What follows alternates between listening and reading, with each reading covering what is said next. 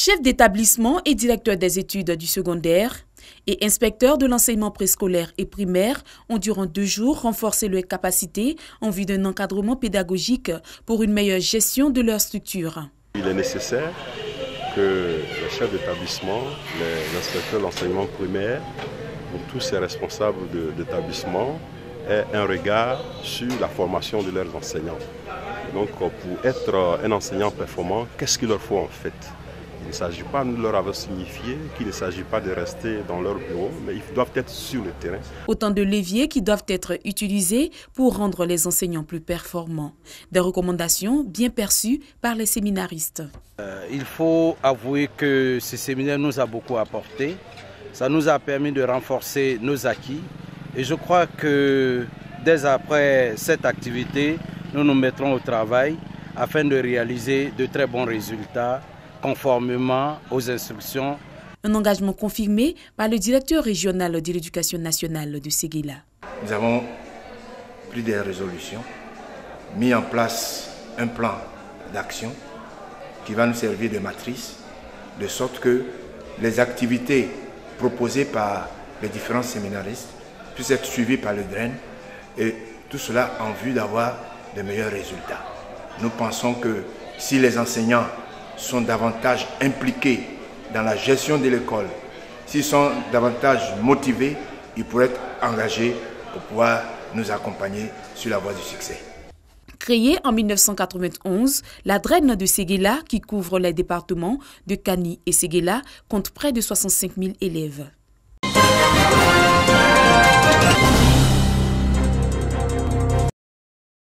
Par ce geste, le conseil régional du Haut-Sassandra livre 2 bâtiments de 7 classes et un bureau au lycée moderne 1 de Daloa, d'un coût de 41 millions de francs CFA.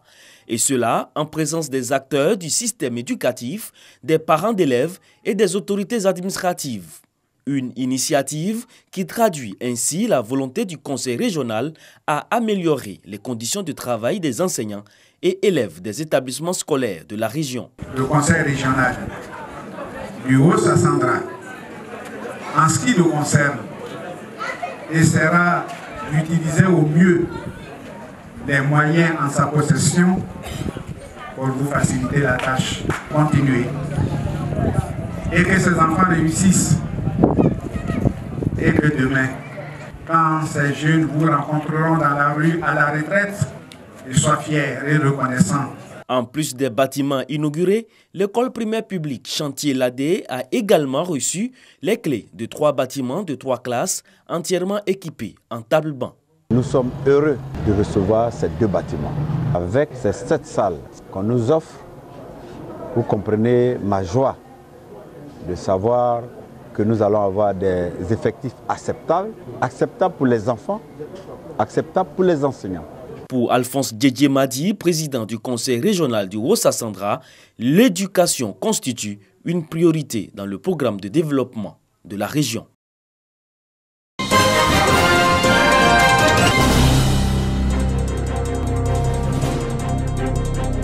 Maladie hémorragique héréditaire, l'hémophilie se caractérise par un déficit quantitatif et qualitatif en facteur de coagulation 8 ou facteur de coagulation 9. Qu'elle est transmise par les parents. La maman porteuse transmet la maladie à son fils et le papa hémophile, quand il a une fille, transmet le caractère de porteuse à sa fille. Donc on naît avec l'hémophilie et on le reste toute sa vie. Cependant, cette maladie est encore méconnue de la majorité de la population. Une conférence d'information et de sensibilisation est organisée par l'ONG internationale Hémophilie et autres maladies du sang. Une rencontre pour faire connaître l'hémophilie à la population. Et père de 2 enfants hémophiles. C'est pas facile de vivre avec un enfant hémophile. Les scientifiques vous ont parlé de la gravité de cette maladie.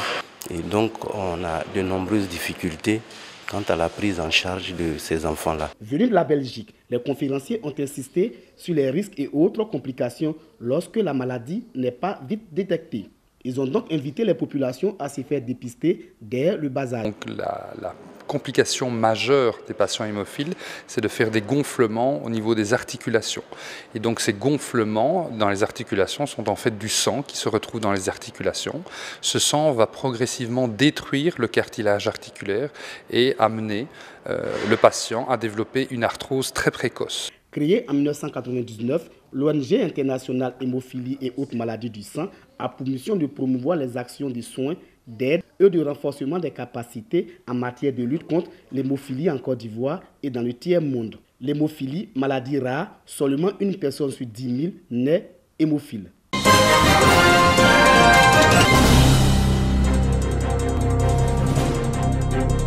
Saïwa, chef-lieu de sous-préfecture dans le département d'Issia. Nous sommes dans la région du Haut-Sassandra. Dans cette partie du centre-est de la Côte d'Ivoire, les problèmes sont nombreux et constituent la préoccupation majeure des populations. Ces problèmes justement touchent tous les domaines du développement et les routes, principalement l'axe Saïwa-Saint-Fra, un calvaire. Les jeunes, les cadres et la chefferie de Saïwa, siège du canton Yokolo, se sont rencontrés pour échanger sur les questions de développement. Une initiative de la coalition des mouvements pour la paix, l'emploi jeune et le développement COMPED.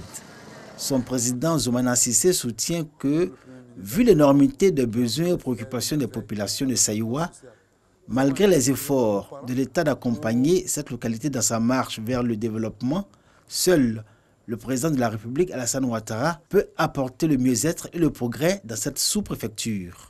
La quarantaine de chefs traditionnels venus de tout le canton Yokolo pour la rencontre initiée par le COMPED met en mission le président de cette structure pour donner une suite au vœu des populations de Saïwa de recevoir le Premier ministre Amadou Gon Coulibaly pour l'hommage au président de la République.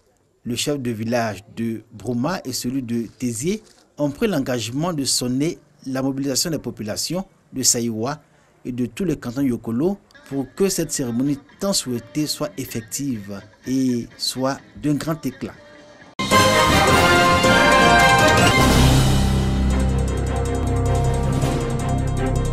Julie Amenadibi habite Boaké-Belleville-Cocody.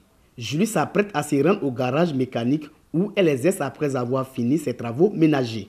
Malgré les préjugés sur son métier, Julie ne se décourage pas pour autant.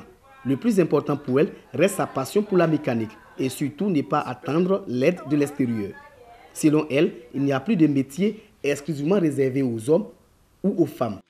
La mécanique, c'est comme tout autre métier. Quand les clients viennent et qui me voient, vraiment, il y a beaucoup qui sont contents.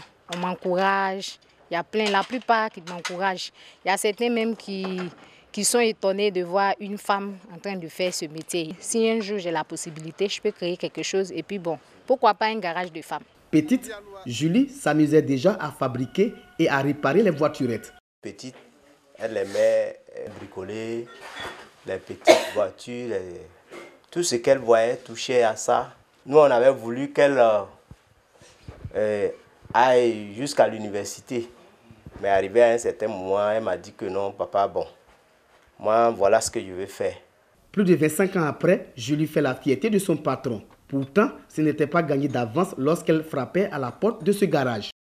Oui, elle travaille bien. Généralement, je les envoie souvent à deux en dépannage. Ils sont occupés, il n'y a pas de problème, ils ne se plaignent pas. Comme Julie Amenadibi, Marie-Aya Estelle Soso est aussi passionnée de la mécanique. Elle est spécialiste en électromécanique.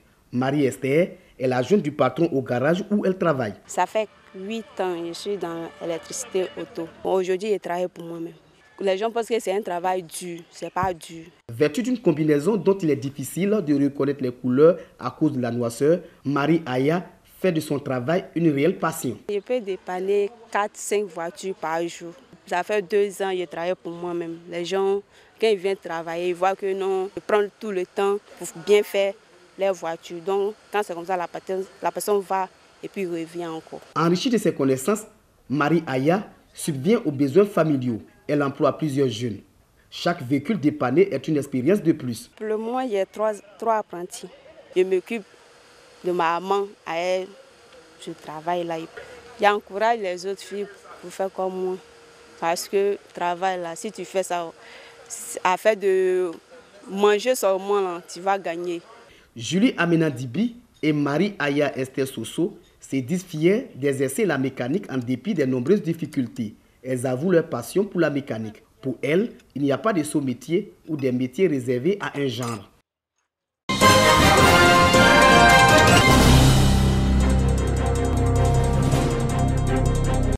Akou Alain Jean-François d'Assise est le nouveau chef du village d'Audouin-Assandin, situé dans la sous-préfecture de Songon.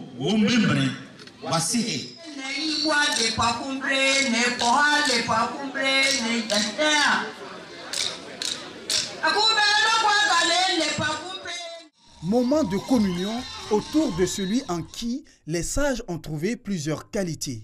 Quand les générations se succèdent, on porte toujours le choix sur un individu que nous voyons son charisme et puis on le nomme comme chef pour diriger le village.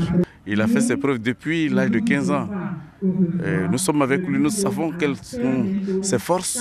C'est vrai que tout homme a des faiblesses, mais avec lui, nous pouvons aller plus loin dans le développement de notre village. Le chef nouvellement intronisé remercie les autorités, les sages et guides religieux qui ont eu confiance en lui. Alain Akou invite les habitants du village à être unis. Il s'est engagé à œuvrer pour le développement d'Audouin-Assandin.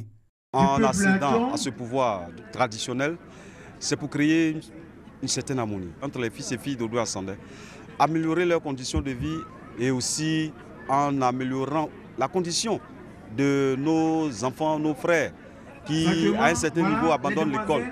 Tout un tas de projets pour créer une condition favorable pour un Audouin nouveau et un fils d'Audouin heureux. Mon appel à la communauté: fini les querelles, fini la division, mettons-nous ensemble pour développer notre village. Séverin Djorogo Nangui, chef du village d'Anono, parrain de cette cérémonie, a invité les cadres, filles et fils d'Audouin-Assandin au renforcement de la cohésion sociale afin de contribuer au développement de leur village. Au terme de la cérémonie, les membres du cabinet de la nouvelle chefferie ont été présentés à l'Assemblée.